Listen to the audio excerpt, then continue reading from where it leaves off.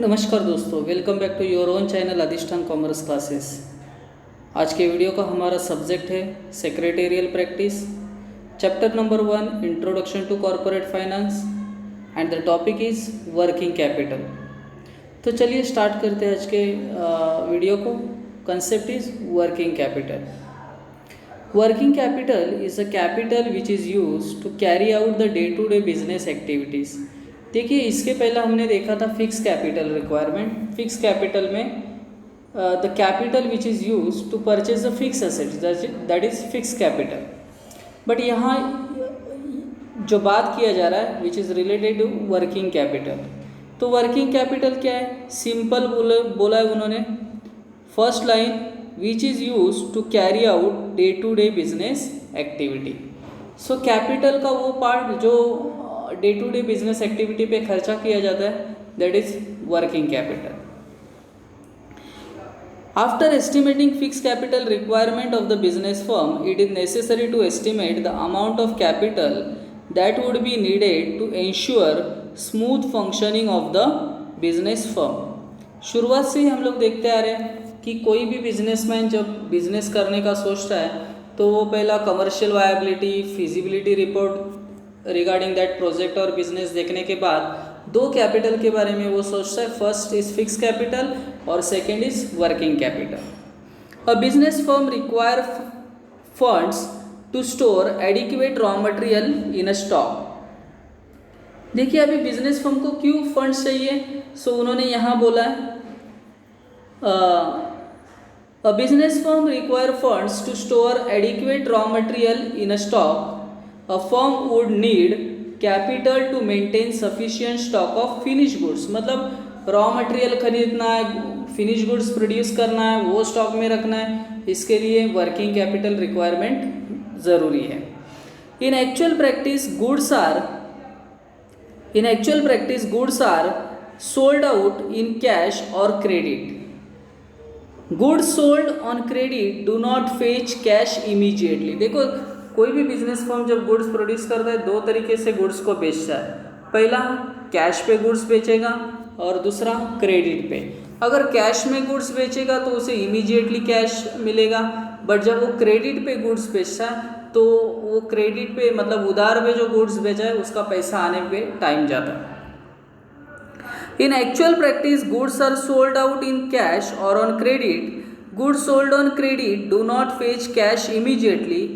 Firm will have to arrange for a funds till the amount is collected from the debtor. मैंने debtor का always point समझाते वक्त मतलब ऐसे बताया है कि डेटर मतलब कस्टमर।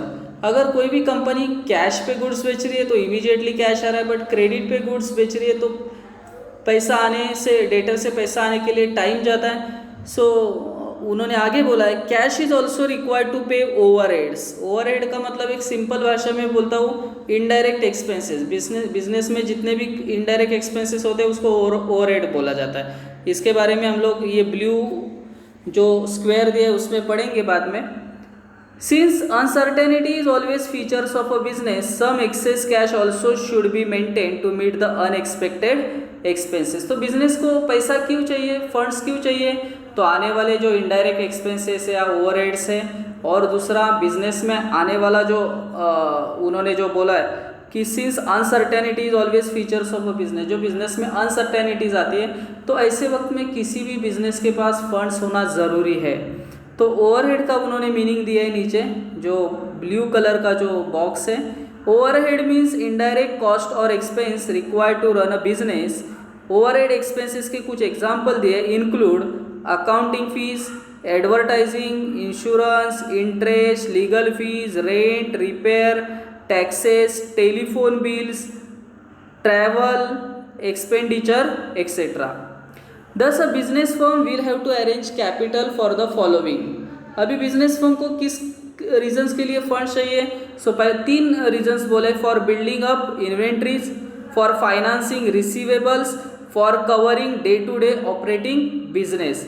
तो ये तीन कारण के लिए बिजनेस को फंड्स का ज़रूरत होता है। The capital invested in these assets is referred as working. ये तीनों पर्पस के लिए जो कैपिटल बिजनेस इन्वेस्ट करता है उसी को हम लोग क्या बोलते हैं? Working capital. The concept of working capital is viewed differently by leading authorities. So अलग अलग अथॉरिटीज़ का वर्किंग कैपिटल से रिलेटेड जो डेफिनेशन है या जो मीनिंग बोल रहे हैं वो अलग अलग बोल रहे हैं। Some authorities consider working capital as a equivalent to excess of current assets over the current liabilities. तो जस्टेनबर्ग जैसे जो अथॉरिटीज़ है वो वर्किंग कैपिटल का मीनिंग करते वक्त ऐसे कर रहे हैं कि current assets over current liabilities. मतलब फॉर एग्जांपल अगर समझो करंट एसेट्स है हमारा 1 लाख रुपीज़ और current liability 25,000। So current assets 1 lakh, current liabilities 25,000 minus करेगा तो वर्किंग कैपिटल कितना आ जाएगा 75,000। सो जस्टेनबर्ग क्या बोल रहे हैं कि current assets over current liability is called working capital. Justenberg capital as a equivalent to excess of current assets over the current liabilities. Justenberg defined it as the excess of current assets over the current liabilities. This approach refers to net working capital. इसी को जस्टेनबर्ग net working capital बोल रहे हैं क्योंकि current assets में से जब हम लोग करंट लाइबिलिटीज़ को माइनस करेंगे तो ये नेट वर्किंग कैपिटल होगा। अदर अथॉरिटीज़, अभी देखो जस्टेनबर्ग का मीनिंग उन्होंने बोला है current assets minus current liability. Other authorities viewed working capital equivalent to current assets. According to JS Mill the sum of current assets is working capital. देखो Gerstenberg क्या बोल रहे हैं कि करंट एसेट्स में से करंट लाइबिलिटी माइनस करो जो आपको मिलेगा net working capital.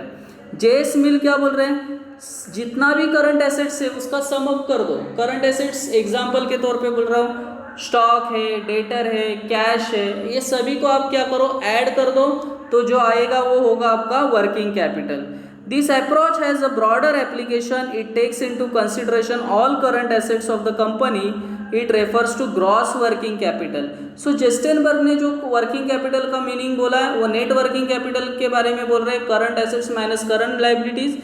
But J S Mill जो बात कर रहे हैं वो बोल रहे हैं कि it is a sum of all the current assets. अभी समझने के लिए करंट एसेट्स का मैं एग्जांपल देता हूँ, जैसे स्टॉक है, डेटर है, कैश है, ये करंट एसेट्स है।